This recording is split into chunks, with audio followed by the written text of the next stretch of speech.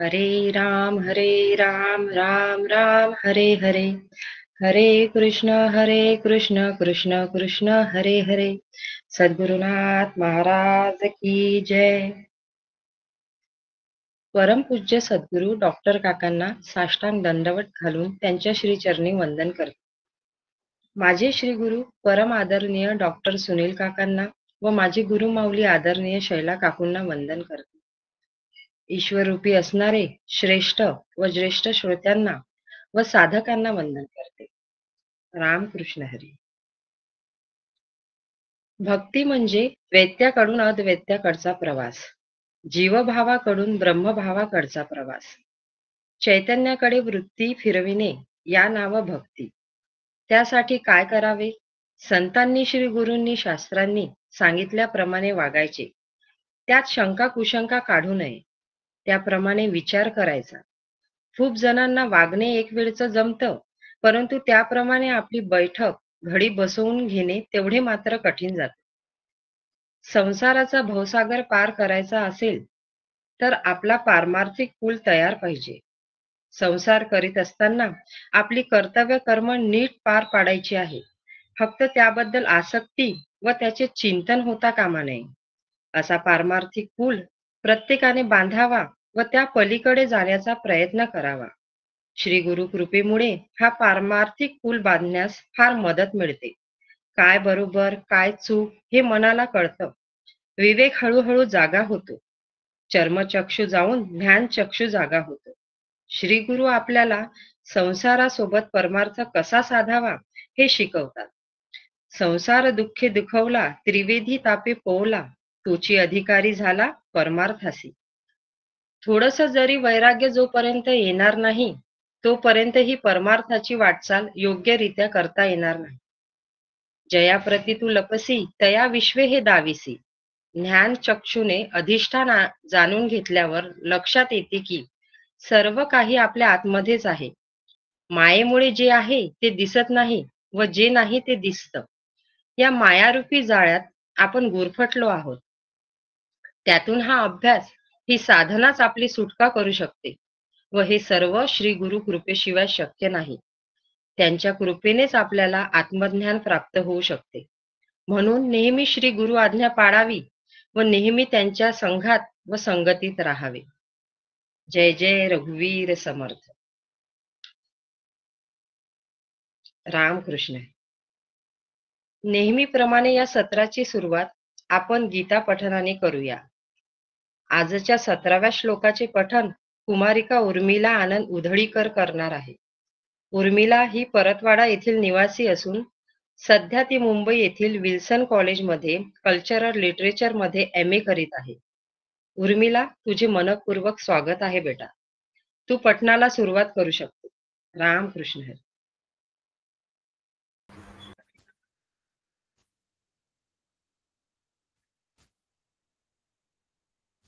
नमस्कार.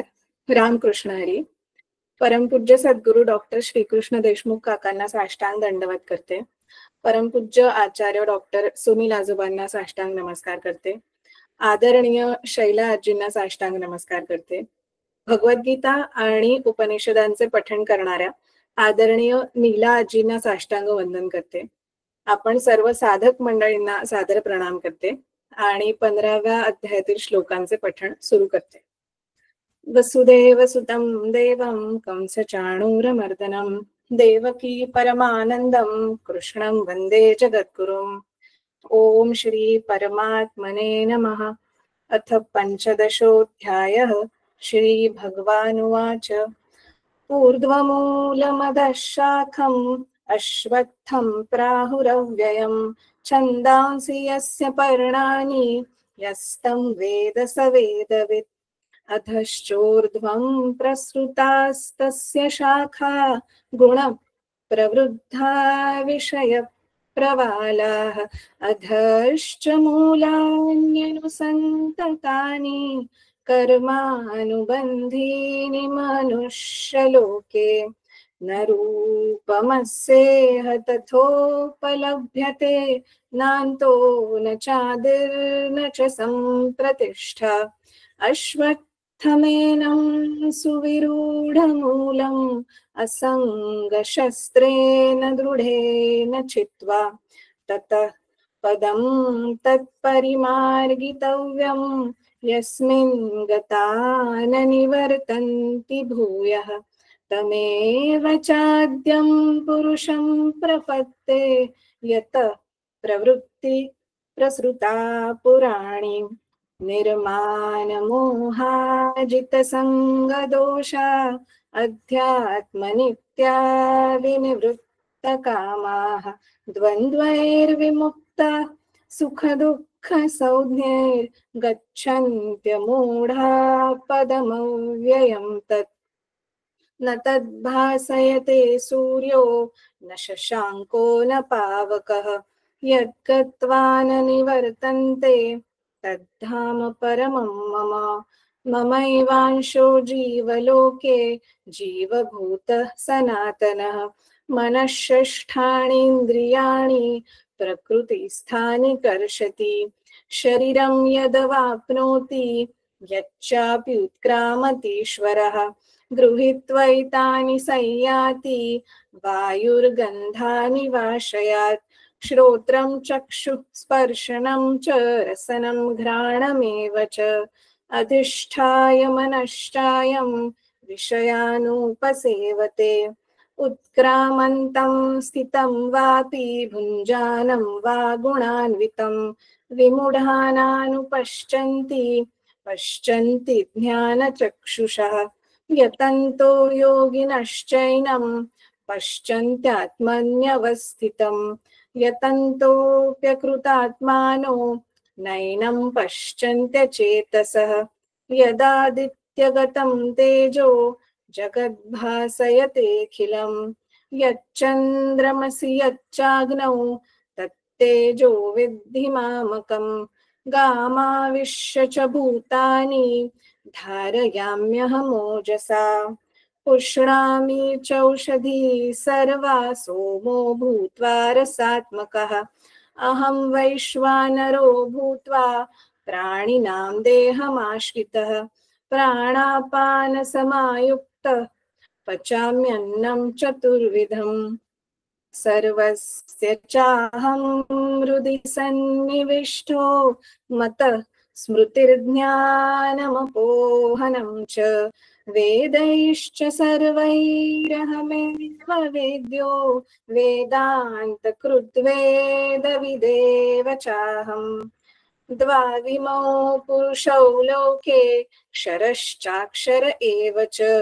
क्षरः सर्वाणि भूतानि कूटस्थोऽक्षर उच्यते उत्तमः पुरुषस्त्वन्यः परमात्मेत्युदाहृतः यो लोकत्रयमाविश्य बिभर्त्यव्यय ईश्वरः यस्मात्क्षरमतीतोऽहम् अक्षरादपि चोत्तमः अतोऽस्मि लोके वेदे च प्रथितः पुरुषोत्तमः यो मामेवमसम्मूढो जानाति पुरुषोत्तमं स सर्वद्विद्भजति मां सर्वभावेन भारत इति गुह्यतमं शास्त्रम् इदमुक्तं मया नघ एतद्बुद्ध्वा बुद्धिमानः स्यात् कृतकृत्यश्च भारत ओम तत्सदिति श्रीमद्भगवद्गीतासु उपनिषत्सु ब्रह्मविद्यायां योगशास्त्रे श्रीकृष्णार्जुनसंवादे पुरुषोत्तमयोगो नाम पंचदशोऽध्यायः।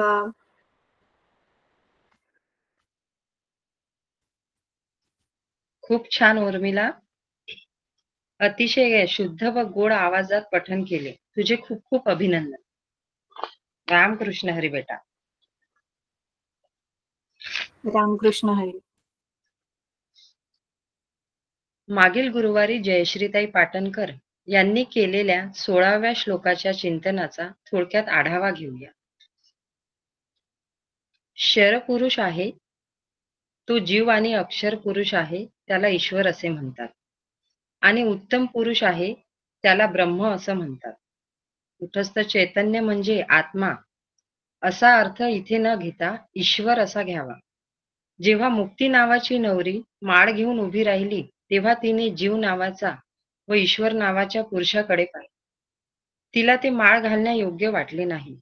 यावरून लक्षात घ्यायचं, जोपर्यंत जीवभाव आहे आणि जोपर्यंत ईश्वराच्या मर्यादेत आहे, तोपर्यंत मोक्ष नाही. ह्या दोन्ही कक्षा ओलांडून पलीकडे मी जाईल तेव्हा मोक्ष आहे. पण एक महत्वाचं म्हणजे शरीर असेपर्यंत मी ईश्वराच्या कक्षेत राहावं ही शास्त्राची आज्ञा आहे.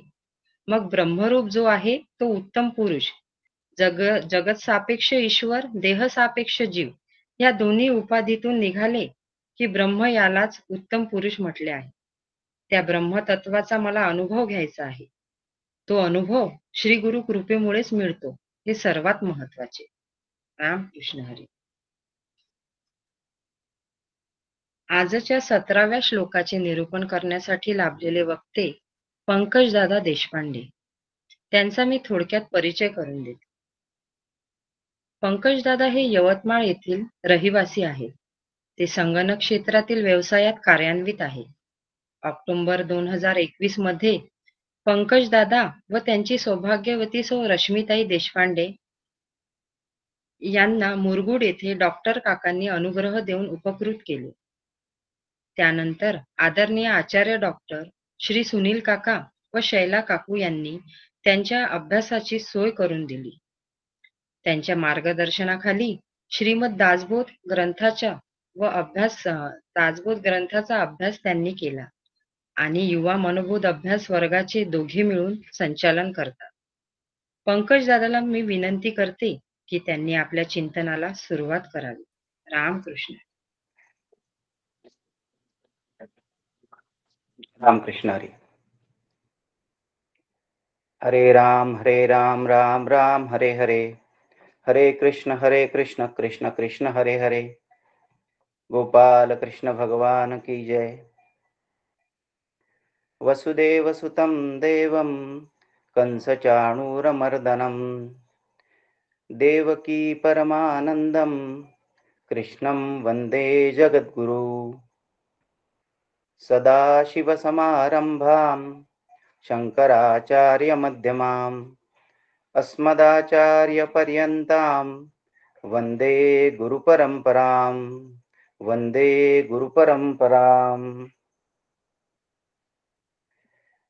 परमपूज्य श्री गुरु डॉक्टर काकांच्या चरणी साष्टांग दंडवत करतो. परमपूज्य मंदाताईंना साष्टांग प्रणाम करतो.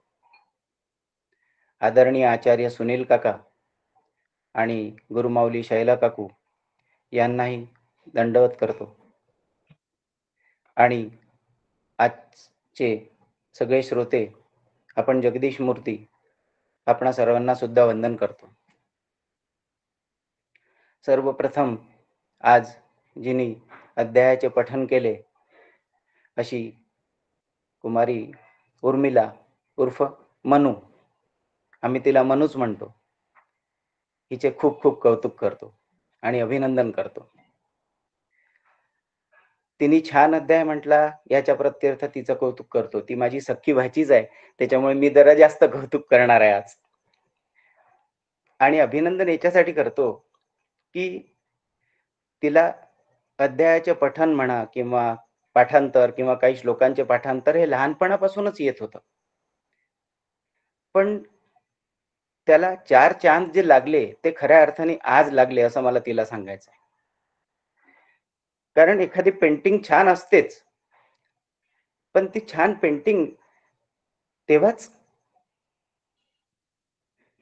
प्रचितीला येते किंवा तेव्हाच प्रसिद्धीला येते जेव्हा ती सुंदर दालनामध्ये किंवा उच्च प्रकारच्या किंवा उच्च दालनामध्ये ती ठेवली जाते. आणि आज माझ्या श्रीगुरूंच्या परंपरेच्या प्लॅटफॉर्मवर तिने अध्यायाचं पठन केलं, त्यामुळे आजपासून तिच्या अध्यायाच्या जे लहानपणीपासून तिने पठनाला सुरुवात केलेली होती त्याची खऱ्या अर्थाने आज त्याला 4 चांद लागले असं म्हणून मी तिचं कौतुक करेन आणि अभिनंदनही करेल की आज ती या प्लॅटफॉर्मवर आली आणि तिने या अध्यायाचं पठन केलं. आजच्या ह्या अभ्यास वर्गाचे संचालन करणाऱ्या पूनमताईंचं सुद्धा मी अभिनंदन करतो आणि त्यांना सुद्धा वंदन करतो. भगवद्गीतेचा अभ्यास जेव्हा सुरू केला, मी सुरू केला म्हणजे ॲक्च्युअली तो योगायोगाने सुरू झाला. सुनील काकांनी भजगोविंदम या आपल्या ग्रुपवर भगवद्गीतेचा अभ्यास घेणं सुरू केलेलं होतं आणि योगायोगाने मी त्या अभ्यास वर्गाला जुळलो. कोरोनाचा काळ होता तेव्हा. आणि त्या पद्धतीने माझा भगवद्गीतेचा अभ्यास सुरू झाला. पारमार्थिक वाटचालच ॲक्च्युअली माझी तेव्हापासून सुरू झाली, 3 वर्ष आधीपासून समजा. आणि कोरोना थोडासा कमी झाल्यानंतर सुनील काकांची भेट घ्यायला त्यांच्या घरी गेलो. तेव्हा सुनील काकांनी मला आणि रश्मीला डॉक्टर काकांकडे अनुग्रहासाठी पाठवलं. म्हणजे सुनील काकांनी मला डॉक्टर काका दिले आणि जेव्हा डॉक्टर काकांनी आम्हाला अनुग्रहित केलं, तेव्हा अनुग्रहित केल्यानंतर पुन्हा सांगितलं की आता तू सुनीलकडे जा आणि सुनीलच तुझ्या पुढच्या अभ्यासाची वाटचाल तुझी करून देईल. म्हणजे सुनील काकांनी मला डॉक्टर काका दिले आणि डॉक्टर काकांनी मला पुन्हा सुनील काका दिले. असा हा छान योगायोग माझ्या आणि रश्मीच्या अभ्यासाच्या बाबतीत आलेला आहे. त्या योगायोगाची सुरुवात भगवद्गीतेच्या अभ्यासापासूनच झालेली होती. आजचा 15वा अध्यायचा जे अभ्यास आपण गेल्या महिनाभरापासून करतोय, त्याच्या एका एका श्लोकावर प्रत्येक व्यक्ती अभ्यासपूर्ण चिंतन मांडत आहे. हा जो 15वा अध्याय हा भगवद्गीतेचा साररूप अध्याय आहे असं म्हटलं जातं. संपूर्ण भगवद्गीतेचं जे सगळ्यात उच्च दर्जाचं ज्ञान आहे किंवा सगळ्यात साररूप असलेलं ज्ञान आहे ते या 15व्या अध्यायामध्ये आहे असं या 15व्या अध्यायाकडे बघितलं जातं. आणि त्यातल्या त्यात जसं आपण म्हणतो की सगळं वेदांताचं सार उपनिषदांमध्ये आहे, तसं संपूर्ण भगवद्गीतेचं सार या 15व्या अध्यायात आहे असं आपण बघतो याच्याकडे. त्यातल्या त्यात हे जे शेवटचे 5 श्लोक आहे, हे मंदाताईंनी सांगितलं आहे की जेव्हा पूर्ण भगवद्गीतेचा अभ्यास झाल्यानंतर या 5 श्लोकांची उकल ज्याला श्रीगुरु कृपेने होईल किंवा जो 5 श्लोकांची शेवटच्या या 5 श्लोकांची घडी जो बसवून घेईल, त्याला खऱ्या अर्थाने संपूर्ण भगवद्गीता उमगली असं म्हणता येईल. म्हणजे 15व्या अध्यायाचाही पुन्हा सार या शेवटच्या 5 श्लोकांमध्ये आहे, 16 ते 20 या श्लोकांमध्ये. तर अशा या साररूप श्लोकांपैकी एका श्लोकाचा म्हणजे 17व्या श्लोकाचा अभ्यास आपण आज करतोय. आज माझे प्रवचन तर मुळीच नाही. दरवेळेस मी सांगत असतो की मी चिंतन मांडतो, पण खऱ्या अर्थाने आज माझं चिंतनही नाही. हे माझं अभ्यास प्रवचन आहे. कारण की हे 5 श्लोक ज्ञानाच्या इतक्या उच्च दर्जाचे आहे की याच्यामध्ये खूप जास्त चिंतन करण्याची अजून माझी पात्रता तयार झालेली नाही असं मला वाटतं. जे काही सुनील काकांनी, डॉक्टर काकांनी, मंदाताईंनी याच्यावर अभ्यास करून आपल्याला सगळं सोपं करून दिलेलं आहे किंवा त्यांनी जे याच्यावर लिहून मांडून ठेवलेलं आहे, त्या मांडून ठेवलेल्या गोष्टीचा अभ्यास करणे आणि त्याच्यातून आपल्या अभ्यासाचं प्रगटीकरण करणे, एवढाच माझा आजच्या श्लोकाचं जे विवेचन किंवा जे प्रगटीकरण आहे ते फक्त अभ्यासाचं प्रगटीकरण आहे. त्यात माझ्या डोक्याचं फारसं काही नाही. ही संधी जी असते अभ्यासाची आणि याच्या प्रगटीकरणाची, ही संधी साधक या नात्याने प्रत्येक साधकाने, प्रत्येक व्यक्तीने जे आपण पारमार्थिक अभ्यास करत आहोत त्या प्रत्येक व्यक्तीने घेतली पाहिजे. आपण रोज सकाळचा सत्संग ऐकतो आणि सत्संग ऐकल्यानंतर असं म्हणतो की ठीक आहे बा, आपण ऐकत आहोत हेच खूप छान आहे आणि आपलं आता ऐकणं होतं, ऐकण्याच्या माध्यमातून जेवढं ज्ञान मिळेल तेवढं आपल्याला पुरेसं आहे असं आपण म्हणतो. पण खऱ्या अर्थाने ते योग्य नाही. सायकल कोणी चालवत असताना जर आपण बघितलं तर नुसत्या सायकलच्या बघण्याने किंवा कोणी रोज सायकल चालवतो आपण त्याच्याकडे बघतो म्हणून आपण सायकल शिकू शकू का? किंवा सायकल चालवण्याचा जो आनंद आहे तो आपण घेऊ शकू का? नाही. जोपर्यंत आपण त्याला हाताळणार नाही, जोपर्यंत आपण त्याला थोडंसं त्याच्याशी अवगत होणार नाही किंवा त्याला हँडल करण्याची थोडीशी प्रॅक्टिस करणार नाही, त्या माध्यमातून अभ्यास करणार नाही, तोपर्यंत आपण सायकल शिकू नाही शकणार. आणि सायकल शिकली नाही तर आपल्याला खरा सायकल चालवण्याचा जो आनंद आहे तो मिळू नाही शकणार. तशा पद्धतीने नुसतं प्रवचन ऐकून नाही, तर जेव्हा जेव्हा आपल्याला श्रीगुरु मार्गदर्शन करतात, आपल्याला तसा आदेश करतात, तेव्हा तेव्हा आपण अभ्यासाच्या प्रगटनाची तयारी सुद्धा दाखवली पाहिजे. ती तयारी दाखवली तरच आपण खऱ्या अर्थाने अभ्यास करू शकू आणि त्या अभ्यासाची अनुभूती घेऊ शकू. अशा प्रकारे ही मिळालेली मला जी संधी आहे, त्या संधीचा अभ्यासाच्या रूपाने मी प्रगटन करून त्याची अनुभूती घेण्याचा नेहमीच प्रयत्न करत राहील. आता आजचा आपल्या अभ्यासाच्या श्लोकावर आपण येऊ. 17वा श्लोक 15व्या अध्यायातील. उत्तम पुरुषस्त्वन्य परमात्मेत्युदारुतः यो लोकत्रयमाविश्य विभर्त्यव्यय ईश्वर. याचा सरळ अर्थ असा आहे, उत्तम पुरुषस्त्वन्य. अन्य हा शब्द इथे वापरलेला आहे, म्हणजे त्याच्या आधीच्या श्लोकातील जे दोन पुरुषांचं विवेचन किंवा जे दोन पुरुषांबद्दलचे काय म्हणता येईल स्पष्टीकरण भगवंतांनी दिलेलं आहे, त्या दोन पुरुषांच्या व्यतिरिक्त असं इथे भगवंतांना म्हणायचं आहे. क्षर आणि अक्षर पुरुषाच्या व्यतिरिक्त उत्तम पुरुष नावाचा एक पुरुष किंवा एक चैतन्य सर्व जीवांच्या ठायी असतं आणि त्या चैतन्याला परमात्मा असे म्हणतात. यो लोकत्रयमाविश्य, ते चैतन्य एका जीवामध्ये किंवा जगतामध्ये नाही, तर ते संपूर्ण त्रिलोकामध्ये व्यापलेलं आहे आणि ते संपूर्ण त्रिलोकाचे अधिष्ठान आहे आणि भरण पोषण आणि पालन पोषण करणारे आहे, असा ह्या श्लोकाचा सरळ अर्थ आहे. म्हणजे दोन चैतन्य क्षरपुरुष आणि अक्षर पुरुष याच्या व्यतिरिक्त उत्तम पुरुष नावाचे अधिक एक चैतन्य रूप भगवंतांना या श्लोकाच्या माध्यमातून समजावून सांगायचे आहे किंवा या श्लोकांच्या माध्यमातून उद्गृत करायचे आहे. आता जे अधिष्ठान रूप आहे, जे दिसत नाही, जाणवत नाही, इंद्रिय अगोचर आहे, ज्याला रंग नाही, रूप नाही, आकार नाही, ज्याला आदी नाही, अंत्य नाही, मध्य नाही, जे येत नाही, जे कुठेही जात नाही, जे अव्यय अविनाशी आहे, अशा चैतन्य रूपाला सांगणे किंवा अशा चैतन्य रूपाला वर्णन करणे हे फार कठीण आहे. ही खूप लांबची झेप आहे.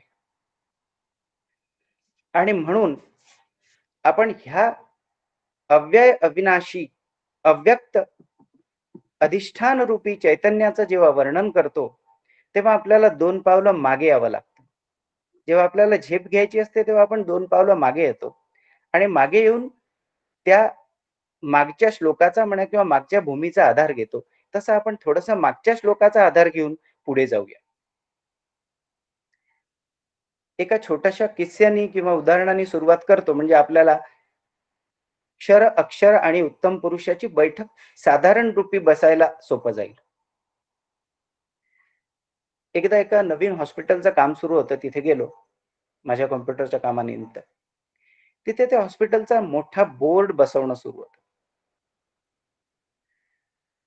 आजकाल बोर्ड म्हणजे असं काही पेंटिंग केलेले नसतात. एका वेगळ्या फ्रेम मध्ये तो बोर्ड असतो आणि तो इलेक्ट्रॉनिक आणि इलेक्ट्रिकल बोर्ड असतो. तो बोर्ड मी बघितला आणि तिथे थोडासा थबकलो. त्याला विचारलं की अरे हा बोर्ड तर खूप मोठा दिसतो आणि खूप महाग दिसतो, म्हणजे खूप वेगळ्या प्रकारचा क्वालिटीचा बोर्ड दिसतो, तर हा महाग नक्कीच असेल. तर तो बोर्ड फिट करणारा टेक्निशियन म्हणला की हो हा खूप महाग आहे. मी म्हटलं अरे वा, आणि ह्यात तर आता काहीच दिसत नाही, ह्यात काही दवाखान्याचं नाव दिसत नाही, ह्यात काही डॉक्टरांचं नाव दिसत नाही, हा पूर्ण काळा दिसतो, मग ह्यात तुम्ही वरून लिहिणार का? तो म्हटला नाही नाही, हा LED बोर्ड आहे. हा जेव्हा सुरू होईल तेव्हा यात सगळं दिसेल. मी म्हटलं अरे वा, मग हा टिकेलही खूप दिवस म्हटलं, म्हणजे याची लाईफ पण खूप चांगली असेल. तो म्हणला हो निश्चितच. बाहेर जेव्हा आपण लावतो तेव्हा हा बोर्ड 5 वर्ष नक्की राहतो म्हणे, आणि जेव्हा तुम्ही आतल्या ऍटमॉस्फिअर मध्ये किंवा इंडोअर लावता तेव्हा तो 10 वर्ष टिकू शकतो. म्हटलं अरे वा. मग मी म्हटलं ह्यात खराब होण्यासारखं काय, यात तर काही दिसत नाही. तर म्हणे सर याची बॉडी खराब होते, याच्या आतमधले जे एलईडी लाईट्स असतात ते लाईट पण काही वर्षांनी खराब होतात. त्याच्यानंतर याच्या आतमध्ये जे वायर्स आणि वायरिंग केलेली असते ती पण खराब होते. त्याला लाईफ आहे म्हणे, शेवटी काय मटेरियल असलं की त्याला लाईफ असते म्हणे, आणि त्याच्यामुळे ते मटेरियल म्हणून खराब होतं म्हणे, बाकी याला खराब व्हायला दुसरं काही नाही आहे. तर आपण याची साधारण 10 वर्षाची लाईफ पकडतो. म्हटलं असं का, बरं ठीक आहे. मग तेवढ्या वेळात तो बोर्ड त्याचा फिटिंग व्यवस्थित झालं आणि त्याने टेस्टिंगसाठी तो बोर्ड ऑन केला. तो बोर्ड टेस्टिंगसाठी ऑन केल्यानंतर त्यामध्ये एकदम असं छान वेलकम असं मोठ्या अक्षरात लिहून आलं, आणि ते वेलकम पुढे पुढे पुढे पुढे सरकलं, आणि मग त्या हॉस्पिटलचं नाव लिहून आलं. मग त्या हॉस्पिटलचं नाव हळूहळू हळू मोठं झालं आणि ते लुप्त होऊन त्या डॉक्टरांचं नाव लिहून आलं. मी त्या बोर्डकडे बघत होतो. मी त्याला विचारलं की अरे ह्या बोर्डमध्ये तर आता काहीच नव्हतं, आणि इथे हॉस्पिटलचं नाव लिहून येते, डॉक्टरांचं नाव लिहून येते, वेलकम लिहून येतं. मी म्हटलं हे आहे कुठे, या पट्ट्यात आहे कुठे, आतमध्ये काही पट्ट्या ठेवल्या आहेत का तुम्ही, हे दिसतं कसं काय? तो म्हणला नाही नाही सर म्हणे, यात हे सगळे जे एलईडी बल्ब्स आहे, या बल्ब्सच्या माध्यमातून आपल्याला हे सगळे चित्र दिसतात. लगेच तेवढ्या वेळात थोड्या वेळाने हॉस्पिटलचं असं चित्र तयार झालं, हॉस्पिटलचं चित्र आलं. मग हॉस्पिटलची ॲम्ब्युलन्स आली, ती ॲम्ब्युलन्स धावू लागली त्या बोर्डवर. म्हटलं अरे वा, हे तर कमालच आहे. ह्याच्या आतमध्ये असं काही आहे का कुठे की तुम्ही ती ॲम्ब्युलन्स ते सगळं त्याचं चित्र काढून ठेवलंय? आणि तो म्हटला नाही हो सर, हे सगळे जे लाईट्स आहे ना, बारीक एलईडी लाईट्स आहे ना, या एलईडी लाईट्सच्या माध्यमातून हे चित्र भासतं. यात आपण काहीही दाखवू शकतो. यात आपण एसटीची बस दाखवू शकतो, हॉस्पिटल दाखवू शकतो, माणसाचं चित्र दाखवू शकतो, काहीही दाखवू शकतो. या लाईट्सच्या माध्यमातून आपल्याला ते चित्र भासतं. मी म्हटलं एकदम छान आहे हा बोर्ड, तर एकदम नवीन आहे, लोकांना सजेस्ट करण्यासारखा आहे, आणि या बोर्डच्या माध्यमातून आपण खूप काही प्रगटीकरण करू शकतो. तेवढ्यात बोलता बोलता लाईन गेली, आणि लाईन गेल्याबरोबर तो बोर्ड बंद झाला. मी म्हटलं अरे हा बोर्ड तर बंद झाला. तो म्हटला हो सर लाईन गेली. मी म्हटलं लाईन गेली तर काय झालं, बोर्ड आहे, एलईडी लाईट्स आहेत, तू जे म्हणतो ते त्यात सिस्टीम आहे तयार, जी सगळे तुम्हाला चित्र दाखवते ती, आणि हे सगळं असताना बोर्ड बंद कसं झाला मग? तो म्हटला हो सर, लाईट शिवाय हा बोर्ड चालत नाही. जोपर्यंत याला विद्युत प्रवाह करंट मिळत नाही तोपर्यंत हा बोर्ड कुचकामी आहे. हा नुसता एक सांगाडा आहे. जेव्हा विद्युत प्रवाह मिळेल तेव्हाच हा बोर्ड सुरू होईल, यातले लाईट्स सुरू होतील, आणि त्या लाईट्सच्या माध्यमातून प्रगटीकरण पण होईल. हे सगळं उदाहरण मी बघत होतो, आणि बघता बघता ह्या 8-15 दिवसातलीच गोष्ट आहे. माझा या श्लोकांचाच अभ्यास सुरू होता. कुठेही गेलं की तो श्लोक लावून बघायचा, हा प्रयास माझा सुरू होता, आणि तो श्लोक मी या उदाहरणाला लावून बघितला. मी म्हटलं हा जो फिजिकल बोर्ड आहे, ही जी फ्रेम आहे, हे जे मेटल आहे, त्यावरचा असलेला ग्लास आहे, त्यात असलेले छोटे छोटे लाईट्स आहे, या लाईट्सला लाईफ आहे, आणि हे सगळं क्षर आहे, हे संपणार आहे, नाशिवान आहे, हे उत्पन्न होतं, हे जीर्ण होतं, आणि हे नाश पण पावतं. मग दुसरा अक्षर पुरुष या बोर्डात कुठे शोधायचा? तर जे काही प्रगटीकरण या लाईट्सच्या माध्यमातून होतं, त्या बोर्डामध्ये त्या डॉक्टरांचं नाव येतं, त्या हॉस्पिटलचं नाव येतं, त्या हॉस्पिटलचं चित्र येतं. खरंच त्या बोर्डामध्ये ते हॉस्पिटल आहे का हो? खरंच त्या बोर्डामध्ये त्या डॉक्टरांचं नाव कुठे प्रिंट करून ठेवलेलं आहे का? नाही. तर ह्या लाईट्सच्या माध्यमातून ते नाव, ते चित्र, ते डॉक्टरांचं नाव, ते हॉस्पिटलचं चित्र आपल्याला भासवलं जातं. ते प्रगटीकरण आहे, ते भासमान आहे. ते आपल्याला तात्पुरतं दिसतं. म्हणून ते जे आत असलेलं कंट्रोलर युनिट आहे, ज्याच्या माध्यमातून हे नाव दाखवलं जातं, आणि हे जे भास क्रिएट केला जातो लाईट्सच्या माध्यमातून, हा भास म्हणजे माया आहे. आणि या मायेचं जे अधिष्ठान असलेलं जे कंट्रोलर युनिट आहे ते म्हणजे ईश्वर आहे. असा मी इथे संबंध लावला. आणि जेव्हा लाईन गेली, इथे विद्युत प्रवाह खंडित झाला आणि तो बोट बंद पडलं, तेव्हा मला लक्षात आलं की अरे, हे जे दिसणारं सगळं काही आहे, या दिसणाऱ्या सगळ्या काहीच्या मागे सद्रूप, मूळ पुरुष रूप चैतन्य म्हणून काहीतरी काम करतं आणि ते चैतन्य म्हणजे विद्युत प्रवाह आहे. त्या विद्युत प्रवाहाच्या अधिष्ठानावरच ही माया काम करते, हे नावाचं प्रगटीकरण होतं. आणि त्या विद्युत प्रवाहाच्या अधिष्ठानावरच ते LED लाईट्स जळतात. त्या वेगवेगळ्या लाईटमध्ये प्रकाश येतो, बंद पडतो. एक वेगळी विशिष्ट चित्र दाखवायचं असेल तर ते प्रकाश त्या लाईटमध्ये प्रविष्ट होतो. आणि जेव्हा ते विशिष्ट चित्र नसेल दाखवायचं किंवा ते लाईट्स बंद करायचे असतील तेव्हा तो त्या लाईट्स मधून तो प्रकाश जातो. म्हणजे क्षर, अक्षर आणि उत्तम पुरुष हे ह्या पद्धतीने आपण समजून घेऊया. प्रत्येक लाईट मध्ये विद्युत प्रवाह आहेच, पण तो लाईट नाशवान आहे म्हणून ते क्षरपुरुष. त्या अनेक लाईट्सच्या संघातामधून त्या विद्युत प्रवाहाच्या अधिष्ठानावर काहीतरी चित्र भासवलं जातं, ती माया. आणि त्या मायेचं कंट्रोलर युनिट जे आहे ते कंट्रोलर युनिट म्हणजे अक्षर पुरुष. म्हणजे ते कंट्रोलर युनिट हे भासमान आहे, त्याला लाईफ जास्त आहे, ते मागे असतं, ते दिसत नाही, अव्यक्त स्वरूपात आहे, तरी पण आपल्याला ते समोर काहीतरी वेगळा आभास उत्पन्न करून देतं. असं अव्यक्त आहे, मायेचं अधिष्ठान आहे, पण ते सुद्धा चैतन्याच्या अधिष्ठानावर काम करतं, म्हणजे विद्युतच्या अधिष्ठानावर काम करतं, म्हणजे ते अक्षर पुरुष. असं एक उदाहरण मी इथे तुम्हाला थोडक्यात दिलं. आता आपण शास्त्रशुद्ध पद्धतीने या श्लोकाचा अभ्यास करू. एक बैठक साधारण आपली बसावी म्हणून मी हे उदाहरण दिलं. क्षर पुरुष म्हणजे काय? जे म्हणून नाशवान आहे, परिवर्तनशील आहे, येते जाते, जन्मते, नाश पावते, वाढते, घटते, जे ह्या नश्वर, कमजोर, अज्ञानी आणि भ्रमित अशा इंद्रियांना जाणवते किंवा ह्या इंद्रियांच्या माध्यमातून कळून भासते, ते सगळं काही क्षर आहे. ते सगळं नश्वर आहे. ते हळूहळू क्षीण होतं, त्याचं परिवर्तन होतं, ते नाश पावतं, म्हणून त्याला क्षर पदार्थ असे म्हणूया. आणि ह्या क्षर पदार्थाची उत्पत्ती, स्थिती, लय सांभाळण्यासाठी यामध्ये जे चैतन्य प्रविष्ट आहे ते पुरुष रूपाने आहे, म्हणून क्षर अधिक पुरुष म्हणजे क्षर पुरुष. चैतन्य तेच आहे, पण ते नाशवान किंवा बदलणाऱ्या पदार्थांमध्ये प्रविष्ट झालेले असल्यामुळे, नाशवान किंवा बदलणाऱ्या पदार्थांशी युक्त झालेले असल्यामुळे त्याला क्षरपुरुष अशी उपाधी आपण देऊया. मग हे जगत, माझा देह, संपूर्ण माझे अवयव हे पदार्थाचेच बनलेले आहे. पण ह्या अवयवांची वृद्धी होते, ह्याचा क्षीण होतो. मी खाल्लेले अन्न पचते, माझ्या शरीराची उंची वाढते, म्हणजे ह्याचं एका सिस्टमॅटिक फ्रेम मध्ये चलनवलन होते.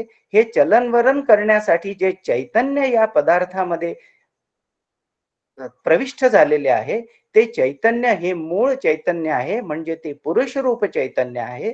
आणि माझे जे देह आहे, हे जगत जे आहे, हे पदार्थ असल्यामुळे ते नाशवान आहे, म्हणून क्षरच पुरुष असं ह्या नाशवान जगताला आणि सृष्टीला, माझ्या देहासगत संपूर्ण सृष्टीला क्षरपुरुष आपण म्हणतो. बघा, चैतन्य तेच आहे, हा मुद्दा इथे लक्षात ठेवण्यासारखा आहे. हे सर्व कार्यरूप आहे, कारण हे कार्यरूपाने भासते. माझा देह आणि जगत हे कार्यरूप आहे, कारण हे कार्यरूपाने भासते. हे दृश्य जगत समजले, पण पुरुष कसा? तर तो पुरुष यात प्रविष्ट आहे, तो याचे संगोपन, वाढ, घट यात होणारे सर्व परिवर्तन कंट्रोल करतो, म्हणून ते पुरुष त्यात प्रविष्ट आहे. तो पुरुष जर त्यात प्रविष्ट नसता तर या सृष्टीचे किंवा या देहाचे चलनवलन झाले नसते. म्हणून नाशवान पदार्थ आणि पुरुष म्हणजे क्षरपुरुष. इथे आपण क्षरपुरुषाची डेफिनेशन थांबूया. आता उदाहरणासाठी माती, लोह, सोने, पाणी, अग्नी हे संपूर्ण क्षरपुरुषामध्ये मोडतात. आता अक्षर पुरुषाबद्दल थोडस बघूया. अक्षर पुरुष समजून घेणं थोडं कठीण आहे. मला ते कठीण गेलं. अनाशवान पदार्थ, जिचा पदार्थ रूपाने कधीही नाश होत नाही, जिला विकार नाही, जे कारण रूप आहे, जे ह्या क्षर सृष्टीचे आणि जगताचे कारण आहे, ते अक्षर. अक्षर का म्हणायचं त्यांना? अक्षर म्हणजे ज्याचा नाश होत नाही असं. तर नाश होत नाही म्हणजे काय? त्याचा पदार्थ रूपाने कधी नाश होत नाही. भगवंतच्या अधिष्ठानावर जी माया कार्यरूप आहे, कार्यरत आहे, आणि ज्या मायेच्या शक्तीने हे जगत भासते, या भासमान जगताचा पदार्थ रूपाने, ह्या भासाचा, हा जो भास होतो, या भासाचा पदार्थ रूपाने कधीही नाश होत नाही. म्हणून त्याला आपण अक्षर असं म्हणतो. आणि ही जी माया आहे, ह्या ज्या सगळ्या कल्पना आहेत, ह्या आपल्या बुद्धीच्या अनुषंगाने भासणारा जो माईक भास आहे जगताचा, तो भास या मायेला आपण कुटस्थ असे सुद्धा म्हणतो. म्हणून ही माया जी आहे, ही पदार्थ रूपाने नाश होत नाही, म्हणून हिला आपण अक्षर पुरुष असे म्हणतो. आणि ही माया शक्ती जी आहे, ही ईश्वराने धारण केलेली आहे. म्हणून तो ईश्वर जो माया शक्तीचा अधिष्ठाता म्हणून आपण बघतो, तो ईश्वर आपण अक्षर पुरुष या नावाने ओळखतो. म्हणजे या ईश्वरामध्ये सुद्धा जे चैतन्य प्रविष्ट आहे, ते चैतन्य मूळ चैतन्यच आहे. फक्त ते चैतन्य या सृष्टीचे चलनवलन आणि या सृष्टीचा भास आपल्याला तयार करून देतं, म्हणून त्याला आपण अक्षर पुरुष असे म्हणतो. ती पदार्थ रूपाने नाश पावत नाही, पण तत्वाचे ज्ञान होताच तिचा लोप होतो. मग हिला अक्षर तरी का म्हणायचं बा? माया ही पदार्थ रूपाने नाश पावत नाही हे समजलं, म्हणून हिला अक्षर म्हणायचं. ठीक आहे. पण अक्षर का? आता हिचा कधी ना कधी तर लोप होत असेल ना. याच्या पुढे आपण उत्तम पुरुषाचा विचार ज्या अर्थी करतोय, त्या अर्थी माया ह्या शक्तीचा कधी ना कधी लोप होत असेल. तर जेव्हा सत अशा अधिष्ठानाचे ज्ञान होते, तेव्हा मायेचा लोप होतो. म्हणून ह्या माया सुद्धा अक्षर पुरुष आहे, म्हणजे द्वितीय आहे. आणि ह्याच्या उत्तम वर असलेले, ह्याच्यापेक्षा उत्तम असलेलं अक्षर उत्तम पुरुष आपल्याला बघायचं आहे, की जे अनाशवान आहे. क्षर पुरुष जो आहे, तो व्यक्त स्वरूपातही असतो आणि अव्यक्त स्वरूपातही आहे. पदार्थ हे जे आपल्याला दिसतात, ज्या माध्यमात ज्यातच क्षर पुरुष प्रविष्ट आहे असं आपण म्हणतो, ते सगळे व्यक्त स्वरूपात आहेत. शिवाय मन, बुद्धी, चित्त, अहंकार हे जे पिंडाचे काही भाग आपण म्हणू, ते अव्यक्त स्वरूपातही आहे. म्हणजे क्षर पुरुष हा अव्यक्त स्वरूपातही आहे. पण अक्षर पुरुष हा केवळ अव्यक्त स्वरूपात आहे, तो व्यक्त स्वरूपात नाही. भगवंत ज्याच्या अधिष्ठानावर ही माया शक्ती ज्यांनी धारण केलेली आहे आणि ज्याच्या अधिष्ठानावर ही माया भासते किंवा कार्य करते, तो भगवंत हा अव्यक्त स्वरूपातच आहे. ह्या सर्व संकल्पना आहेत, ह्या सर्व कल्पना आहेत. माठ, घर, अवयव, इंद्रिय, देह, झाड, एखादं गाव, जगत, ब्रह्मांड सुद्धा, ह्या सर्व माया शक्तीने धारण करून जगताचा व्यवहार किंवा कल्पना सांभाळणाऱ्या आहेत. म्हणजे ईश्वर शक्तीच्या अधिष्ठानावर हे सगळं भासतं आपल्याला. आता हे कल्पना आहे असं का म्हणायचं? एक विचार करूया की संपूर्ण सृष्टीतले जे माठ आहे, संपूर्ण सृष्टीतले जे घट आहे, ते घट जर आपण फोडून टाकले, ते घट आपण नष्ट केले, तरी पण घट किंवा माठ ही संकल्पना रूपाने अस्तित्वात असतेच. आपण म्हणतो की आता सृष्टीमध्ये घट नाही, म्हणजे घट हा पदार्थ नाही नाहीपणाने तरी अस्तित्वात आहेच ना. म्हणजे घट ही संकल्पना मोडली का? संपूर्ण घट मोडले तरी घट ही संकल्पना मोडली नाही. म्हणून हे अक्षर पुरुष असं याला म्हणतात. संपूर्ण जगतातील सायकल नावाची जी गोष्ट आहे, या सायकल जर संपूर्ण जगतातल्या मोडकळीत काढून टाकल्या, त्या डिसेंबल करून टाकल्या, तरी सायकल नावाची संकल्पना ही मोडली गेली का?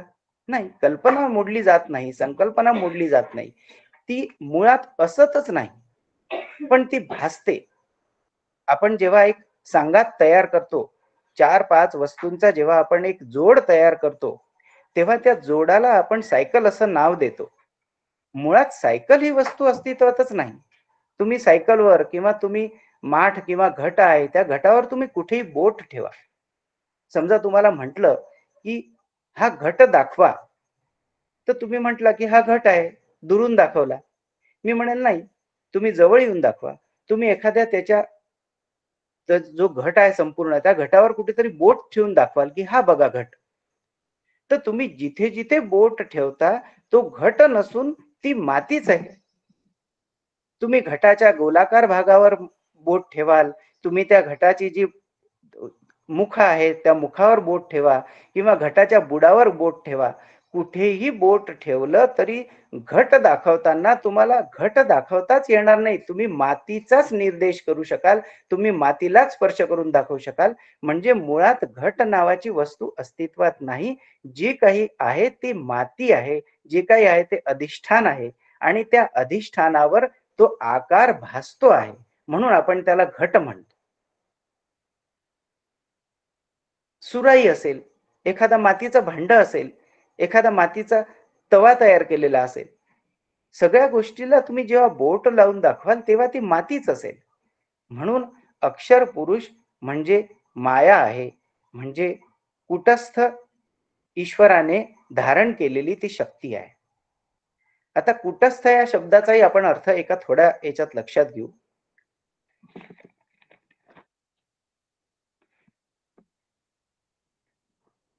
जीवाच्या स्वरूपात किंवा जीवाच्या संदर्भात ब्रह्मवस्तूच्या कल्पित अंशाला कुटस्थ असे म्हणतात.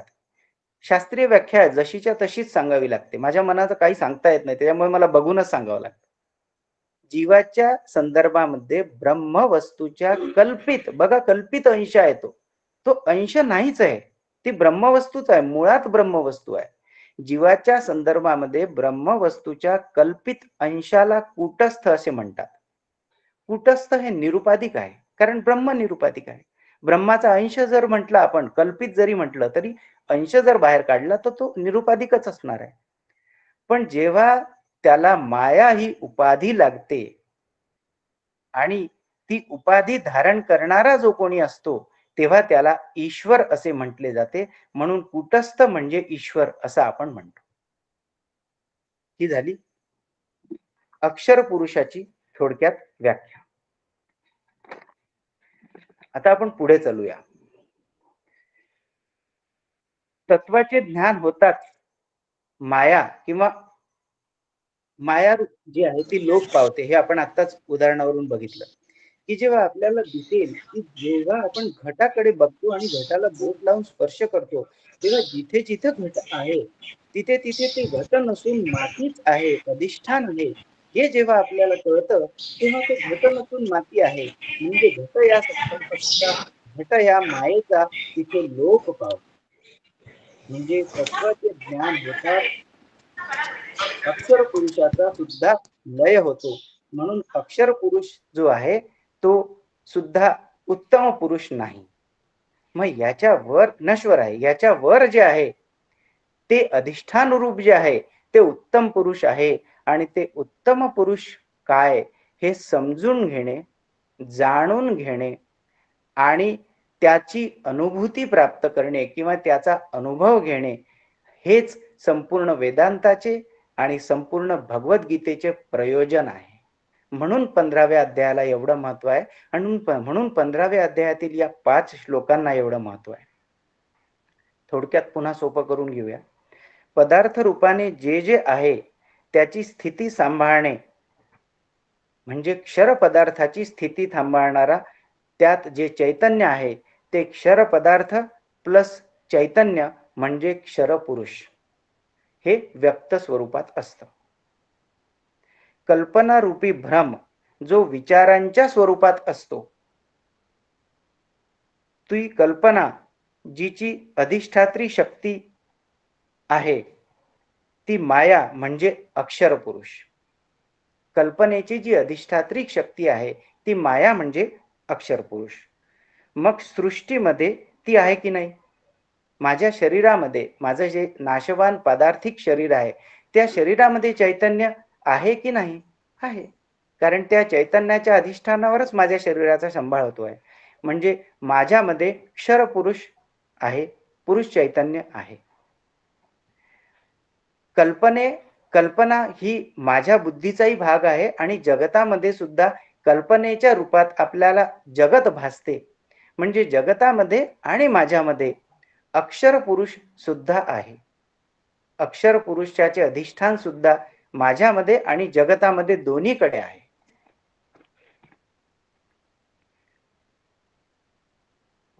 म्हणजे पंचभौतिक वस्तू अधिक पुरुष म्हणजे क्षर पुरुष आणि कल्पना किंवा मायेचे व्यवस्थापन करणारा ईश्वर आणि ते ज्या ईश्वर तत्वाला सांभाळणारं जे चैतन्य आहे ते म्हणजे अक्षर पुरुष.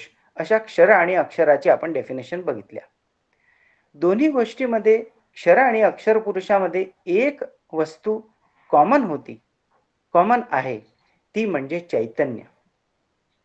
तेच चैतन्य क्षरामध्ये प्रविष्ट आहे, तेच चैतन्य अक्षरामध्ये प्रविष्ट आहे आणि हे जे एकच चैतन्य क्षरा आणि अक्षरामध्ये प्रविष्ट आहे ते चैतन्य आपल्याला निरुपाधिक रूपाने समजून घ्यायचे आहे.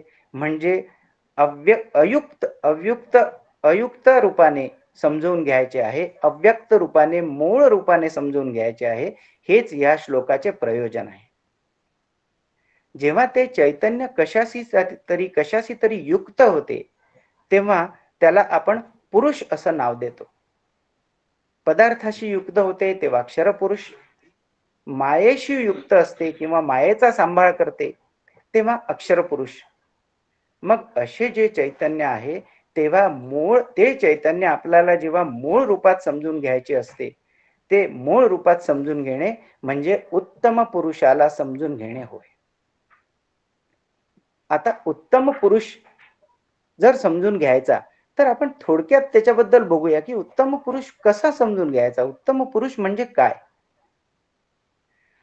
तोच सर्व व्यष्टी आणि समष्टी मध्ये प्रविष्ट आहे.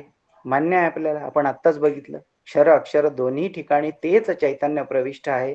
म्हणजे तो सर्व व्यष्टी आणि समष्टीमध्ये प्रविष्ट आहे. तोच सर्व जीवितांमध्ये एक रूपाने आहे. एकच उत्तम पुरुष आहे. तो सर्वव्यापी आहे हे आपण बघितलं. तो कुठल्याही क्षर आणि अक्षर तत्वाने जाणता येत नाही हे आपण बघितलं. जरी क्षर रूपात पुरुषामध्ये तो प्रविष्ट आहे, अक्षर पुरुषामध्ये तो प्रविष्ट आहे, तरी या क्षर आणि अक्षर तत्वाच्या माध्यमातून म्हणजे माझे जे इंद्रिय आहे, माझे ज्या सूक्ष्म आणि स्थूल इंद्रिय आहे त्याच्या माध्यमातून हा अक्षर पुरुष जाणता येत नाही. आपल्याला तो कधी जाणवला नाही, भासला नाही, आपल्याला दिसत नाही. शिवाय शक्य, अर्थोत्पत्ती, अनुमान, तर्क ह्या सर्व अनुमानाच्या प्रमाणाने सुद्धा अक्षर पुरुष किंवा उत्तम पुरुष जाणता येत नाही. पण उत्तम पुरुष हा क्षर आणि अक्षर पुरुषांचे मध्ये प्रविष्ट आहे. तो त्याचे अधिष्ठान आहे जो जाणीव रूप किंवा ज्ञान रूप आहे. मग उत्तम पुरुष आहे कसा? तर तो जाणीव रूप आहे, तो ज्ञान रूप आहे. तो स्वसंवेद्य असल्यामुळे त्याला जाणण्याचे असेल तर तेच होऊन जाणावे लागेल.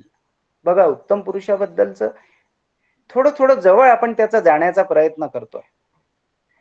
उत्तम पुरुष हा स्वसंवेद्य असल्यामुळे, तो सर्वांमध्ये प्रविष्ट असल्यामुळे त्याच्या व्यतिरिक्त दुसरी वस्तू द्वैत अस्तित्वातच नसल्यामुळे जर त्याला जाणायचे असेल तर मी या उपाधीने उत्तम पुरुष जाणला जाऊ शकत नाही. कारण उत्तम पुरुष आणि मी हे ज्या क्षणी आपण वेगळं जाणतो त्या अर्थी त्या क्षणी आपण उत्तम पुरुषाला जाणू शकत नाही, किंवा तेच उत्तम पुरुष मी आहे किंवा ते आत्मचैतन्य मी आहे हे आपण जाणू शकत नाही. म्हणून उत्तम पुरुष जर जाणायचा असेल तर तेच होऊन जाणावे लागेल. अविद्योपादित जीव हा मूळचा परमपुरुषच आहे. कारण अविद्योपादित जीवामध्ये सुद्धा परमपुरुष म्हणजे चैतन्य म्हणजेच आत्मचैतन्य प्रविष्ट आहे. म्हणून अविद्येचा नाश झाला की मी परमपुरुष म्हणजे मीच सर्वांमध्ये समाविष्ट आहे हे जाणू शकतो. सर्वत्र मीच आहे हे जाणू शकतो. माझ्यामध्ये जर ते आत्मचैतन्य प्रविष्ट आहे तर मला ते आत्मचैतन्य जाणण्यासाठी इतर कुठे जाण्याची गरज नाही.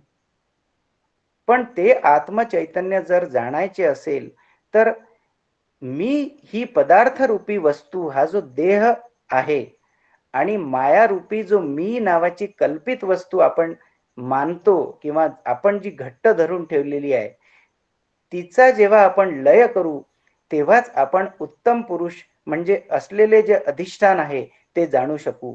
आणि तेव्हाच मीच माझी म्हणजे सर्वत्र मीच आहे, सर्वत्र ते आत्मचैतन्यच व्यापलेलं आहे हे आपल्याला जाणता येईल. आता पुढे बघूया. जीव चैतन्याला जीवाची म्हणजे अविद्येची उपाधी आहे. ईश्वर चैतन्याला ईश्वराची म्हणजे मायेची उपाधी आहे. पण उत्तम पुरुष हे शुद्ध चैतन्य आहे म्हणजे ते निरुपाधिक आहे. ते या दोन्ही मध्ये प्रविष्ट असलेलं आहे. त्याला आपण वेगळ्या रूपाने जाणायला किंवा वेगळ्या रूपाने ते आहे आत्मरूपाने ते तत्व चैतन्य तत्व आहे ह्याच्याकडे आपली दृष्टी आपण हळूहळू वळवली पाहिजे. ह्या क्षरातून ह्या पदार्थ रूपी देहातून आपण ती दृष्टी जगतातून आपण ती दृष्टी बाजूला केली पाहिजे. ह्या मायेतून ह्या कल्पनांमधून ह्या जगताचा जो भास आपल्याला होतो आहे जे मृत्तिकेवर घट भासतो म्हणजे आपण अधिष्ठान रूपाला उपाधी रूपाने बघतो ते सुद्धा आपल्याला हळूहळू बाजूला केलं पाहिजे. तेव्हा आपण खऱ्या अर्थाने चैतन्य तत्वाकडे बघण्याची आपली दृष्टी डेव्हलप करू शकू. जे निरुपाधिक चैतन्य सगळीकडे आहे निरपेक्ष व्यापक आहे ते ह्या जगताचे विवर्त उपादान कारण आहे. आता ह्या जगतामध्ये ते प्रविष्ट आहे असं जेव्हा आपण म्हणतो तेव्हा आपण ते कशा पद्धतीने प्रविष्ट आहे हेही बघायला पाहिजे. तर ते ह्या जगताचे विवर्त उपादान कारण आहे. ब्रह्म हे जगताचे विवर्त उपादान कारण आहे. उपादान कारण म्हणजे काय तर ब्रह्मच सर्व जगतामध्ये प्रविष्ट आहे. एकच आत्मचैतन्य एकच ब्रह्मचैतन्य एकच तत्व संपूर्ण जगतामध्ये आणि देहामध्ये मी मध्ये सुद्धा प्रविष्ट आहे म्हणून ते उपादान कारण आहे. आणि विवर्त उपादान कारण म्हणजे काय तर जे आहे तसे न भासता वेगळं काहीतरी भासणे. घट या नावाने आपण जेव्हा मृत्तिका बघतो तेव्हा आपण मृत्तिका न बघता घट ही उपाधी बघतो. एखाद्या दागिन्याकडे आपण जेव्हा बघतो तेव्हा सुवर्ण न बघता सुवर्णाचा जो अलंकार तयार झालेला आहे बांगडी म्हणा किंवा कानातलं म्हणा किंवा नेकलेस म्हणा या रूपाने आपण सुवर्णाकडे बघतो. म्हणजे मुळात ते सुवर्णच आहे पण त्या सुवर्णावर आपण अलंकाराचा भास आपल्याला होतो म्हणून त्याला विवर्त असं म्हणतात. म्हणून ब्रह्मतत्व हे संपूर्ण जगतामध्ये व्याप्त आहे. ते एकमेव तत्व ह्या जगताचे अधिष्ठान आहे म्हणून ते या जगताचे उपादान कारण आहे. पण आपल्याला ते ब्रह्मतत्व न भासता आपण त्याला उपाधी रूपाने बघतो म्हणून ते जगताचे विवर्त उपादान कारण आहे असं आपल्याला इथे म्हणायचं आहे किंवा शास्त्रांनी हे असं सांगितलेलं आहे. आता ह्या आत्मचैतन्याला ओळखण्यासाठी आपण एक दोन उदाहरणं घेऊया.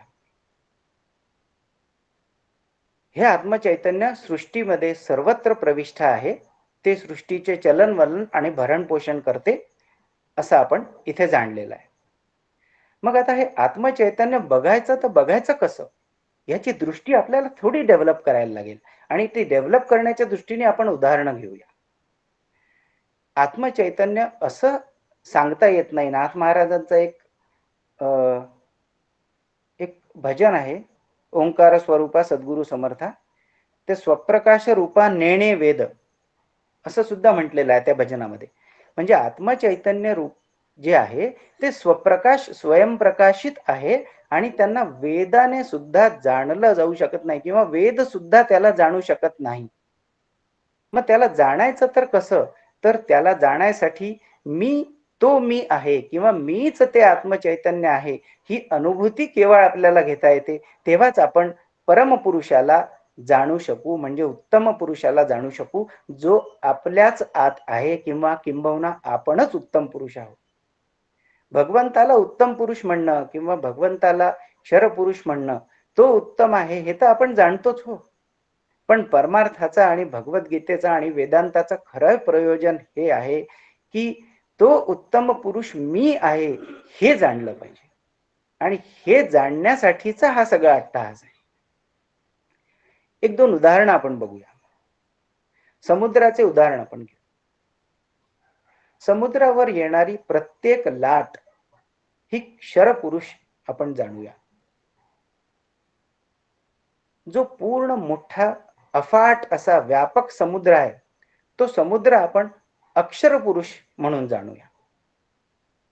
आता त्या लाटेमध्ये काय आहे हो, लाट जरी आपल्याला वेगवेगळी भिन्न भासत असली, ही छोटी लाट, ही मोठी लाट, ही लांब असलेली लाट, ही अत्यंत उंच असलेली लाट, पण ती लाट जरी आपल्याला वेगळ्या रूपाने भासत असली तरी ती लाट पाणी रूपच आहे. त्या लाटेमध्ये पाणीच प्रविष्ट झालेलं आहे, त्या पाण्याचंच लाट ही रूप झालेलं आहे. ती लाट ज्या अधिष्ठानावर आहे किंवा ती लाट जिथे भासत आहे, तो समुद्र हा एक अक्षर पुरुष मानूया. त्या समुद्रामधूनच या सगळ्या लाटा उत्पन्न होतात. तो समुद्र माईक आहे. मग माईक समुद्राला का म्हणायचं, तर वास्तविक पाहता समुद्र सुद्धा ही एक उपाधी आहे. समुद्र काय आहे शेवटी, ते पाणी आहे. म्हणजे पाणी या अधिष्ठानावर समुद्र भासतो आणि त्या समुद्र या अधिष्ठानावर लाटा भासतात. लाटा येतात आणि जातात, लाटा नाश पावतात, लाटा कमी जास्त होतात, म्हणून तो क्षरपुरुष. समुद्र हा फार काळापर्यंत असतो आणि तो कायम दिसतो, म्हणून तो अक्षर पुरुष. पण तो समुद्र सुद्धा माईक आहे. समुद्र हे त्याची उपाधी आहे. मुळात ते पाणीच आहे. पाणी हे तत्व त्यात प्रविष्ट झालेलं आहे किंवा पाणी या तत्वाच्या अधिष्ठानावरच समुद्र आणि लाटा भासतात. म्हणून पाणी हे मूळ तत्वस्वरूप म्हणजे ब्रह्मस्वरूप असं या उदाहरणातून आपल्याला मांडता येईल. आता हे उदाहरण काय दाखवतं माहिती आहे? हे उदाहरण उपादान कारण दाखवतं. ब्रह्म हे जगताचे उपादान कारण आहे, म्हणजे जगतामध्ये प्रविष्ट आहे. पाणी हेच समुद्रामध्ये प्रविष्ट आहे, पाणी हेच लाटांमध्ये प्रविष्ट आहे, पाणी हे मूलभूत आहे, पाणी हेच या समुद्रांचं आणि लाटाचं कारण आहे. म्हणजे पाणी हे उपादान कारण आहे. पाण्यावरच समुद्र अधिष्ठित आहे आणि समुद्रावरच लाटा म्हणजे पाण्यावरच लाटा भासतात. म्हणून समुद्र हे पाण्याचं उपादान कारण, पाणी हे समुद्राचं उपादान कारण आहे. तसंच जगत हे ब्रह्म हे जगताचं उपादान कारण आहे. हे जे लाईक्स येतात ना, त्याच्याकडे थोडंसं लक्ष केलं की सगळी गडबड होऊन जाते. सॉरी.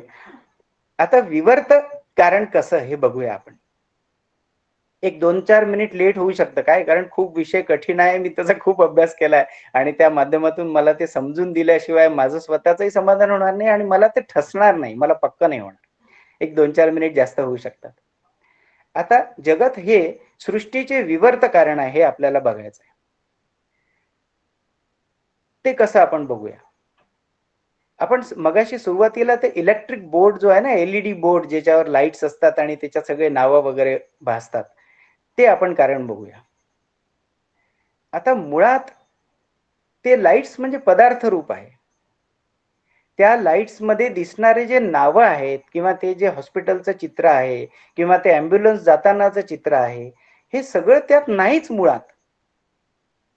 ते त्या लाईट्सवर भासतं. ते लाईट्स जेव्हा बंद आणि चालू होतात, एका विशिष्ट जागेवरचे लाईट्स सुरू होतात, एका विशिष्ट जागेवरचे लाईट्स बंद होतात, तेव्हा त्याच्यामध्ये त्या हॉस्पिटलचं नाव आपल्याला भासतं. त्यात कुठे हॉस्पिटलचं नाव नाहीये. म्हणजे विद्युत प्रवाहाच्या माध्यमातून जेव्हा ते लाईट्स लागतात आणि बंद होतात, तेव्हा त्यात आपल्याला हॉस्पिटल भासतं, तेव्हा त्यात आपल्याला ॲम्ब्युलन्स भासते, तेव्हा त्यात आपल्याला हॉस्पिटलचं नाव भासतं, तेव्हा त्यात आपल्याला डॉक्टरांचं नाव भासतं, त्यांच्या डिग्री लिहिलेल्या दिसतात. हे सगळं भासमान आहे. मुळात ते त्यात नाहीच. ते त्या लाईटचं कमी बंद चालू बंद होण्याचं जी पद्धत आहे, त्या पद्धतीमुळे आपल्याला त्यात ते भासत आहे. म्हणजे ब्रह्मतत्वाचं, विद्युत ह्या मूळ आत्मतत्वाचं किंवा उत्तम पुरुषाचं जगत हे विवर्त आहे. ते भासमान आहे, ते भासत आहे आपल्याला. मुळात ते तसं नाहीये. हे झालं त्याचं विवर्त ह्या काय म्हणतात रूपाचं स्पष्टीकरण. आता ते अधिष्ठान रूप आहे. ब्रह्म हे जगताचे अधिष्ठान रूप आहे, हे आपण समजूया. हे शास्त्राचं नेहमीच आलेलं उदाहरण आहे. जेव्हा एखाद्या नाट्य मंचावर प्रकाशित करणारे विद्युत दिवे असतात आणि त्या प्रकाशित विद्युत दिव्याच्या अधिष्ठानावर ते संपूर्ण नाट्य चालतं. ते नट नटी त्यात नाट्याविष्कार करतात.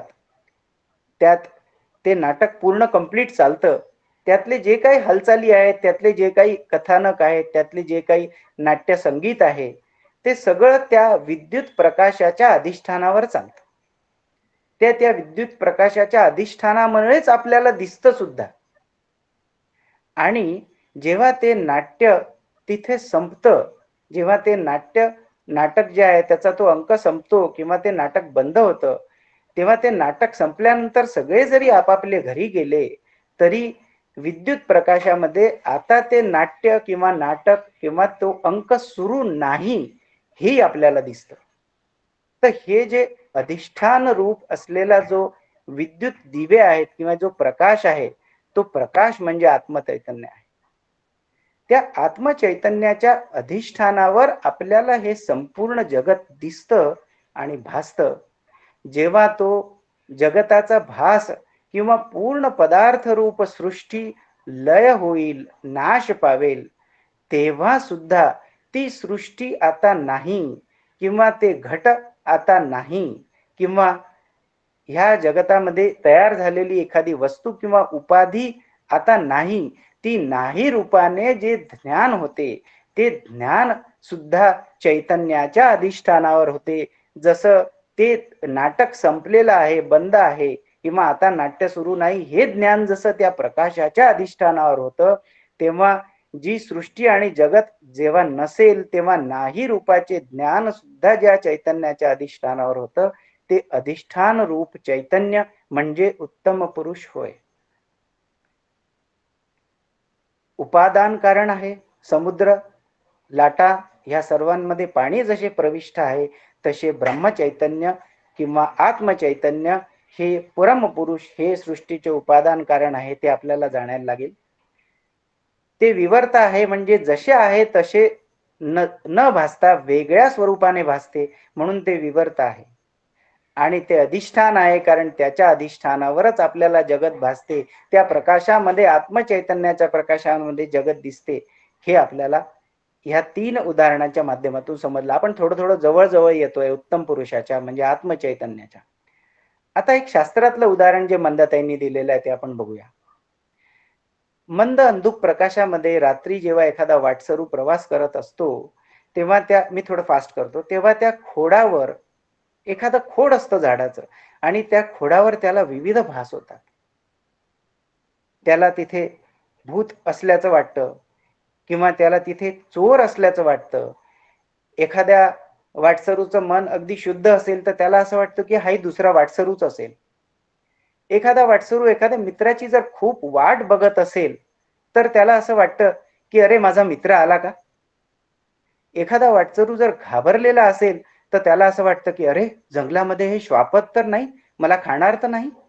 म्हणजे एका लाकडाच्या खोडावर किंवा एखाद्या झाडाच्या लाकडाच्या खोड जे आहे जंगलामध्ये आणि मंद अंधुक प्रकाशामध्ये त्या वाटसरूला त्याच्या मनातील कल्पनांप्रमाणे विविध वस्तू भासतात. आणि ह्या सर्व भासणाऱ्या वस्तू ज्या आहे म्हणजे त्याला चोर भासतो, त्याला वाटसरू भासतो, एखाद्याला श्वापद असे आहे असे भासते. त्या वस्तू नसतानाही तिथे त्याला भासवण्याची जी व्यवस्था आहे ती व्यवस्था म्हणजे माया. म्हणजे खोड ह्या अधिष्ठानावर आपल्याला विविध वस्तू भासवण्याची जी व्यवस्था आहे त्या व्यवस्थेला माया असे म्हणतात. आणि जे उत्तम पुरुष म्हणजे जे खोड आहे, जे मूळ अधिष्ठान आहे, त्या मूळ खोडाला उत्तम पुरुष किंवा ब्रह्मतत्व किंवा मूळ चैतन्य असं म्हणतात. मग जेव्हा तो वाटसरू त्याच्या जवळ येतो खोडाच्या आणि त्या खोडाला स्पर्श करतो तेव्हा त्याला त्या खोडाचे मूळ किंवा त्या झाडाचे बुंध्याचे मूळ ज्ञान होते. म्हणजे त्याचे तत्वाचे ज्ञान होते. म्हणजे तेव्हा त्याला लक्षात येतं की अरे हे झाड आहे, हे दुसरं तिसरं काही नाही. तेव्हा झाड आहे हे ज्ञान झाल्याबरोबर तो भूत आहे, ते एखादं वाटसरू आहे किंवा एखादं श्वापद आहे, हे संपूर्ण झालेले जे भास आहे हे भास तात्क्षण लयास जातात, तत्क्षण नाश पावतात. म्हणजे जेव्हा तत्वाचे ज्ञान होते, जेव्हा उत्तम पुरुषाचे ज्ञान होते, तेव्हा माया ही तत्क्षण लुप्त होते, मायेचा लोप होतो, माया लज्जायमान होते. समर्थांनी इतकं सुंदर वर्णन केलंय दासबोधामध्ये, इतकं व्यवस्थित पद्धतीने ते सांगितलेलं आहे. त्यांची शैली खूप सुंदर आहे. ते खरंच ते समजून घेणं हा खरा अभ्यास आहे. ते त्या खोडाने काही नाही हो केलेलं. त्या खोडाने तो भास उत्पन्न नाही केलेला. त्या खोडाला माहीतही नाही की तुम्ही माझ्यावर हा भास उत्पन्न करत आहे. त्या आत्मचैतन्याला आत्मतत्वाने काहीही केलेलं नाही. ते मूळ अधिष्ठान रूप आहे. त्याला माहित नाही की तुम्ही स्वतः किंवा जीव रूपाने ह्या आत्मचैतन्यावर हा भास तयार होत आहे. त्या खोडाला कुठे माहित आहे की त्याच्यावर तुम्ही श्वापदाचा भास उत्पन्न केला किंवा तुम्ही त्याला श्वापद म्हणताय, तुम्ही त्याला भूत म्हणताय, तुम्ही त्याला तुमचा मित्र म्हणताय की तुम्ही त्याला दुसरा वाटसरू म्हणताय, हे खोडाला नाही माहिती. खोड हे अधिष्ठान रूप आहे, ते मूळ चैतन्य आहे. ते भास उत्पन्नही करत नाही आणि ते भासाचा लोपही करत नाही.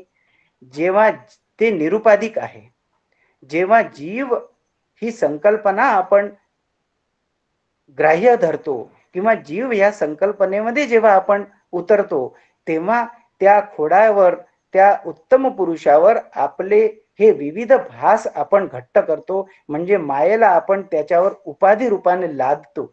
वास्तविक पाहता ते मूळ आत्मचैतन्य येत नाही, ते जातही नाही, ते लहान नाही, ते मोठे नाही, ते काहीही करत नाही. ते स्थिर, अचल, अव्यक्त आणि अधिष्ठान रूप आहे. ते आत्मचैतन्य मूळ आत्मचैतन्य आहे आणि ते आत्मचैतन्य माझ्यात आहे हे जाणणे म्हणजे गीतेच्या 15व्या श्लोकाचा अभ्यास, 15व्या अध्यायाचा अभ्यास आहे. मी मूळचा उत्तम पुरुष आहे. सर्व उपाधी, सर्व पदार्थांना बाजूला ठेवून माझ्यामध्ये ते आत्मचैतन्य आहे हे जाणणे म्हणजेच उत्तम पुरुष जाणणे होय. या उपाधी माझी गुप्त, रश्मीने सांगितलं आता. चैतन्य असे सर्वगत.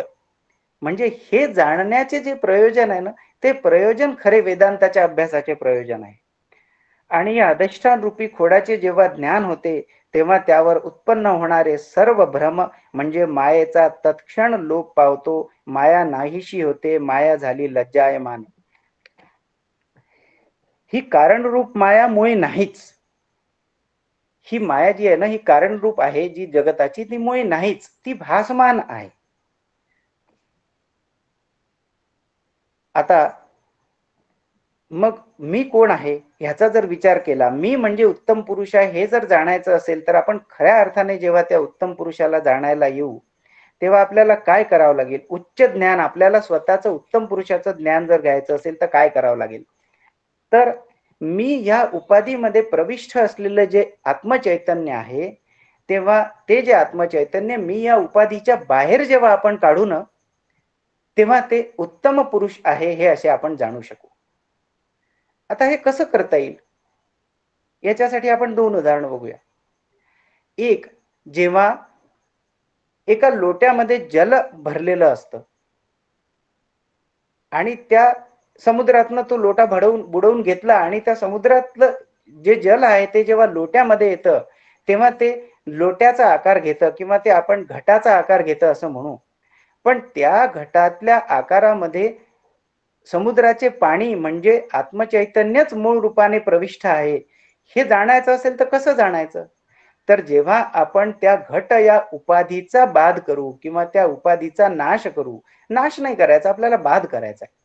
तेव्हा आपण जाणू की अरे ह्या समुद्रातलं पाणी आणि जे ह्या लोटामध्ये मी आहे, या घटामध्ये मी आहे, तो मी एकच आहे. म्हणजे जेव्हा या घटरूपी उपाधीचा आपण लोप करू किंवा लय करू, तेव्हा आपल्याला स्वतःला अनुभूती येऊन जाईल की ह्या समुद्राचे जे पाणी आहे, जे उत्तम पुरुष आहे, जे सर्वव्याप्त आत्मचैतन्य आहे, ते आत्मचैतन्यच माझ्यात प्रविष्ट आहे, किंबहुना ते आत्मचैतन्यच मी आहे. हे देह जो आहे हा तर पदार्थ आहे, पण या देहात व्यापून असलेलं चैतन्य हे सर्वव्याप्त आहे. संपूर्ण जगतातही तेच चैतन्य व्यापलेलं आहे. म्हणून तसंच आकाश, घटाकाश आणि मठाकाश. घटामध्ये जसं आकाश भरलेलं असतं, तर ते आकाश आणि बाहेरचं आकाश वेगळं नसतं. पण जेव्हा घट ही उपाधी आपण त्याला लावतो, तेव्हा ते घटाकाश तयार होतं. वास्तविक पाहता घटाकाश नाहीच. ते आकाश म्हणजे असलेलं मूळ तत्व आकाशच आहे. पण त्या घटाचा जेव्हा आपण बाध करतो किंवा त्या घटाचा जेव्हा नाश होतो, तेव्हा ते घटाकाश आणि मठाकाश, महदाकाश एकच आहे, हे आपल्याला जाणवून घेता येतं. आणि हे एक तत्व जाणवणे जे आहे, हे केवळ श्री गुरुच्या कृपेनेच होऊ शकतं. केवळ श्री गुरु, आपण अभ्यास खूप करतो. हा अभ्यास करून आपण त्या उत्तम पुरुषाबद्दलचे थोडक्यात आपल्याला जाण येऊ शकते. पण जाण आल्यानंतर ती एकरूपता करणे जी आहे ना, हे केवळ श्री गुरूंच्या शेवटच्या कृपेनेच होत असतं. अनुग्रहाने तुम्ही त्या मार्गाकडे जाऊ शकता. तुम्ही अभ्यास करू शकता. तुम्ही अभ्यास करून आत्मचैतन्याबद्दलची आपली कल्पना, आपले जे संकल्प आहेत ते थोडेसे दृढ करू शकता. पण आत्मरूपाशी ऐक्य पावणे हे शेवटच्या श्री गुरुच्या आशीर्वादाशिवाय होत नाही. हे केवळ श्री गुरूंच्या कृपा प्रसादानेच होते. आणि असे आत्मरूप आपण सगळ्यांनी व्हावं, ह्या आत्मतत्वाचा अभ्यास करून ह्या तत्वामध्ये एकरूप होऊन त्या आत्मतत्वाची अनुभूती घ्यावी, असा कृपा प्रसाद श्री गुरूंचा आपल्या सगळ्यांना मिळावा, अशी मी श्री गुरुचरणी प्रार्थना करतो. आणि एक मला काल लक्षात आलेली गोष्ट सांगतो. ही सहजावस्था ऐशी, खरे याचीही ऐशी तैशी, तिचीही ऐशी तैशी, तीही न पडो माशी आनंद भोजन आहे. डॉक्टर काकांचं जे कॅलेंडर आहे आपल्या श्री मुरगुड संस्थानवर जे डॉक्टर काकांनी लिहून तयार केलेलं आहे, ते त्या कॅलेंडरच्या कोणत्या पानावर हा श्लोक आहे हे बघत होतो मी. मला असं वाटलं हे 30-31व्या शेवटच्या तारखेमध्ये हा श्लोक असावा. ती सहजावस्था ऐशी. मी पाहत होतो, काल सगळे पानं उलटले आणि तेव्हा मला लक्षात आलं की 30-31व्या पानावरही हा श्लोक नाही हो. हा श्लोक डॉक्टर काकांनी मूळ पानावर म्हणजे पहिल्या आणि शेवटच्या अशा दोन्ही पानावर आहे. जेव्हा ते कॅलेंडर सुरू होतं तेव्हा तिथे हा श्लोक डॉक्टर काकांनी लिहिलेला आहे. ही सहजावस्था ऐशी, खरे तिचीही ऐशी तैशी, ही तीही न पोडो माशी आनंद भोजने.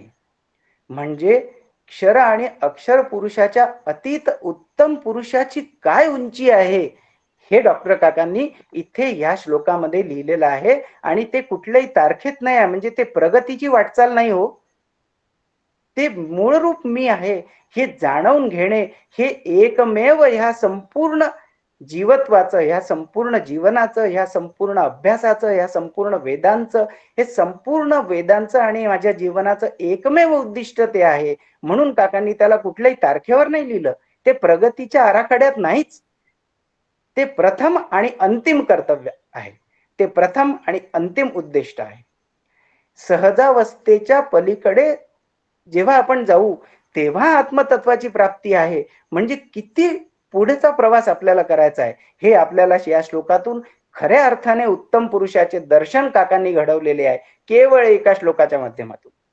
ही सहजावस्था ऐशी, बघा सहजावस्था जी येईल ना त्यालाही पुढे जायचं आहे, तिचीही ऐशी तैशी म्हटलेलं आहे. म्हणजे तिला किती न्यून गणलेलं आहे काकांनी. तीही न पडो माशी, म्हणजे सहजावस्थेत मध्यमिद्ध सुद्धा आहे असं सुद्धा वाटायला नको. ही उत्तम पुरुषाची प्राप्ती आहे आणि ही उत्तम पुरुषाची स्थिती आहे जी आपल्याला साध्य करायची आहे. हे या श्लोकाच्या माध्यमातून काकांनी इथे सांगितलेलं आहे. असा मला कळलेला उत्तम पुरुष माझ्या अभ्यासाच्या माध्यमातून मी प्रकट करण्याचा प्रयत्न केला. हा माझा अभ्यास आहे. या अभ्यासामध्ये निश्चितच काही चुका असतील तर मी सुरुवातीलाच अभ्यास याच्यासाठी म्हटलं की अभ्यास म्हटलं की चुकांना मला परमिशन असते, अलाउड आहे. कारण की मी साधक आहे आणि मी अभ्यासू आहे, मी अभ्यास करतोय, त्यामुळे मला चुका अलाउड आहे. तर ह्या चिंतनामध्ये, या अभ्यासामध्ये जर काही चुका झाल्या असतील तर निश्चितच सुनील काका मला यातून मार्गदर्शन करतील, याची मला शाश्वती आहे. आणि तुम्ही ज्येष्ठ श्रेष्ठ साधक भगवद्रूप आहात, तुम्ही निश्चितच माझ्या यात चिंतनात काही कन्सेप्च्युअल चुका झाल्या असतील तर त्या पदरात घ्या आणि माझ्या या प्रयत्नाला पूर्णत्व द्या, असे आपल्या सर्वांच्या चरणी अनुरोध करतो. आणि माझे चिंतन किंवा माझा अभ्यास आपल्या सर्वांच्या चरणी अर्पण करून आजचे माझे चिंतन संपवतो. रामकृष्ण हरी. रामकृष्ण रामकृष्ण हरी. रामकृष्ण हरी. रामकृष्ण हरी. रामकृष्ण हरी. नमस्कार. रामकृष्ण हरी दादा.